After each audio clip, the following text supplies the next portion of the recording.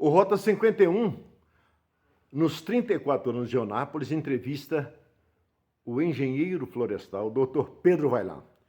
Ele é o homem que trouxe para Eunápolis a Veracel Celulose, é um empreendedor e sabe como é que implanta uma indústria numa cidade para fazer o crescimento dela. Eunápolis hoje é grande, é conhecido no mundo inteiro porque exporta celulose para o mundo inteiro, além de algumas fábricas do Brasil. Dr. Pedro Vaillant é o entrevistado do Rota 51. Eu agradeço aí, você tem me procurado para falar, eu estava aí meio sossegado, né? Mas é sempre importante a gente lembrar, né? Dr. Pedro, levando em consideração o seu empreendimento, o seu empreendedorismo, o senhor conhece muito bem a história de Eunápolis. Diga para a gente como é que funciona o crescimento de uma cidade quando esta precisa muito de pessoas inteligentes e que queiram ter e que queiram fazer o crescimento de uma cidade como Eunápolis. Olha, eu quando vim para cá, aliás, o projeto da Veracel, eu e um amigo que já faleceu, o Paulo Silveira, nós escrevemos esse projeto em 87, por aí. E como é um negócio de alto investimento, né, acima de bilhão, né, de dólar, e nós estávamos vivendo o chamado governo Sarney, inflação de 100% ao mês, chegou. E qual é a credibilidade que o país tinha para você trazer um sócio estrangeiro, porque precisava de um sócio estrangeiro. Então, aquilo teve que ser hibernado por um tempo. Aí, quando a gente achou que ia melhorar, foi o governo Collor, que todo mundo sabe o que aconteceu, né? E também não deu, não conseguimos nenhum investimento, nem nacional, nem internacional. Mas quando assumiu o Fernando Henrique, o Plano Real, controlou a inflação, aí já começou a abrir as possibilidades, né? Aí nós conseguimos um investidor que no caso era a Odebrecht. No tempo que a Odebrecht, eu não sei nem se eu devo falar isso, no tempo que a Odebrecht agia de forma mais honesta. Tanto é que, se eu não estou enganado, a Odebrecht naquela época faturava 5 bilhões no mundo todo, mais de 50 países. E quando ocorreu o escândalo, a Odebrecht, o último faturamento foi acima de 100 bilhões, né? Só para ter uma ideia. Então, só um relato. Mas a Odebrecht foi muito importante nessa época, né?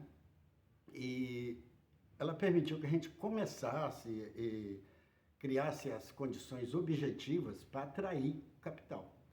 E ele nos deu um tempo. Falou, ó, você tem 7 anos para trazer um sócio internacional. Se não trouxer, o projeto não vai para frente. Então foi uma luta, porque eu tinha que plantar as florestas, que foi consideradas as mais produtivas do mundo, nada se comparava ao que se produzia aqui, comprar terras, fazer o licenciamento ambiental, que consumiu quase 3 anos, e a coisa assim mais surreal que eu já vi, sabe? Realmente dá para escrever um livro só nesse processo, né? Era tanta coisa esquisita que aparecia que a gente não imaginava. Mas aí, então, nós continuamos a trabalhar. Era um momento, assim, extremamente difícil. Eu acho que a maioria aqui, os mais antigos, vão lembrar. Nós tivemos embargado, a gente saía no Jornal Nacional, a empresa parou, a gente continuou lutando, né? Eram as chamadas ONGs selvagens, né? Achavam que ia salvar o mundo. E com as ideias totalmente absurdas, né? É aquele embrião, né, de jovens, e até, eu posso até falar isso, sabe? Muitos picaretas que aproveitavam aquele... E muita politicagem também, não, né? Mas tenebrosa, né? E eu sei que a gente foi lutando, aí um dia nós perguntamos ao acionista se ele ia continuar. A resposta foi o seguinte, nós estamos certos? Eu disse, absolutamente certo, então nós vamos lutar. Então lutamos e conseguimos fazer a empresa, criar a condição objetiva para atrair uma empresa internacional de alta credibilidade, né? E que foi a Stora. No começo era só Stora, que é sueca. Depois a Stora se fundiu com a Enso. Aí virou Stora Enso. A Enso é finlandesa. E aí aconteceu um outro fato que é até importante a gente citar. O novo CEO, quer dizer, o novo chefão dessa nova empresa, era um finlandês. Ele não conhecia nada aqui. E ele fez um circuito aí no mundo todo para empresas que ainda estavam em gestação. E o objetivo era fechar. Rapaz, aquilo foi outro pesadelo, né? E nós preparamos aqui uma operação extraordinária para mostrar a ele a verdade dos fatos do projeto, ou seja, era o melhor do mundo. Eles não tem nada no mundo igual a isso. Perfeito. Né? Só que você tem que mostrar. Então, não houve nenhuma entrada em escritório. Eu montei tudo na floresta, contratei 2 helicópteros, então olhava por cima, olhava por baixo, fui lá mostrar o local onde ficaria a fábrica. Sabe quantas palavras ele deu? Nenhuma. Só os assessores conversavam. Ele não falou nada. E, bom, terminou aquele processo, eu vim para casa, falei, essa noite eu não vou dormir. Aí o presidente lá em São Paulo ligou para mim, já era de madrugada, eu acho, 1h da manhã por aí. Eu falei, pronto, já veio a notícia, vai fechar. Aí ele falou, olha, o que ele disse foi o seguinte, se tivesse fechado, ele abria. Então, aquele dia, renasceu o projeto da Velacel. Perfeito. Né? Então, foi assim. Então, tem muitas histórias pitorescas aí para ser contadas. Então, foi a felicidade do seu trabalho? Foi, rapaz. Eu para te dizer a verdade, as 2 últimas empresas que eu atuei, tudo começou do zero. Né? Tudo começou do zero. E eu fiquei tão cansado, tão esgotado, que eu falei, eu vou parar, vou continuar morando aqui em Eunápolis para ver o desenvolvimento da cidade. Aí, o que acontece? A Stora Enso me pede para estudar mais 2 locais na América Latina para botar mais 2 fábricas. Uma no Brasil e outra em outro país, no Uruguai ou na Argentina. Aí eu fui lá para o sul. Encontrar a base de terras. Perfeito. Para criar essas coisas. Aí eu tive uma outra experiência com esse tal de PT. Tanto é que a fábrica do Uruguai está funcionando. Do Rio Grande do Sul parou. Por uma questão política. Política. Quer dizer, o que estraga hoje o Brasil é a política contrária ao anseio do povo brasileiro. Eu diria que é o seguinte, porque a esquerda, o que mantém uma esquerda não é aqui não, é no mundo todo. Ele precisa de pobre. Se o pobre evolui para a classe média, ele deixa de ser de esquerda. Ele deixa de ser de esquerda. Isso não é conceito meu, não. É um conceito mundial. Né? O socialismo, o esquerdismo, ele depende de pobre. Então tem que ter dependente. Você não viu um dia aquela Marilena Chau, sei lá, uma pseudo-filósofa aí, falando lá num discurso, junto com Lula, que eles odeiam o pobre, odeiam a classe média. Né? Falando descaradamente, odeio a classe média. Por isso, classe média não entra nessa conversa mole. Né? Então, eles precisam de pobre. Doutor. Eu não estou falando demais, não, rapaz. Não. Vamos falar um pouquinho, então, do crescimento. Já que o senhor trouxe a Veracel, às vezes, igual o senhor já falou, a primeira ou a segunda maior empresa de celulose do mundo. O que Eunápolis precisa? De uma outra Veracel? Precisa de uma outra empresa que tenha outro segmento para dar mais emprego, gerar rendas? E para que a cidade cresça? Ou é uma questão administrativa mesmo? Eu diria que é 100% administrativa. Eu vou te contar um relato. Quando eu vim para cá, estava no final do mandato do Dr. Gediel. Era o primeiro prefeito de Eunápolis. Estava no final do mandato. Sabe quanto era a arrecadação de Eunápolis? O orçamento da cidade? 300 e poucos mil reais. Devia ter uns 300 funcionários. Depois veio o Dr. Feruc. Dr. Ferrucchi, um homem de bem, um homem corretíssimo. Só que ele não tinha experiência administrativa. Perfeito. Na época, eu até contratei um consultor para ajudar a organizar a administração da prefeitura. Exato.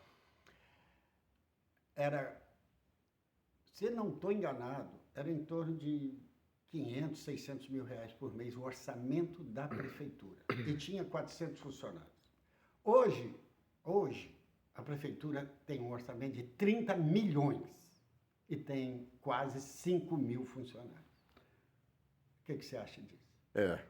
Principalmente quando se trata de uma cidade sem esgotamento sanitário e sem esgotamento de águas pluviais. Aí vou te falar uma coisa. Eu apesar de velho, experiente, eu sou meio ingênuo. Então, o que eu acreditava? Eu estou levando para lá o segundo maior investimento que a Bahia recebeu nos últimos 30 anos, só superado pelo polo petroquímico.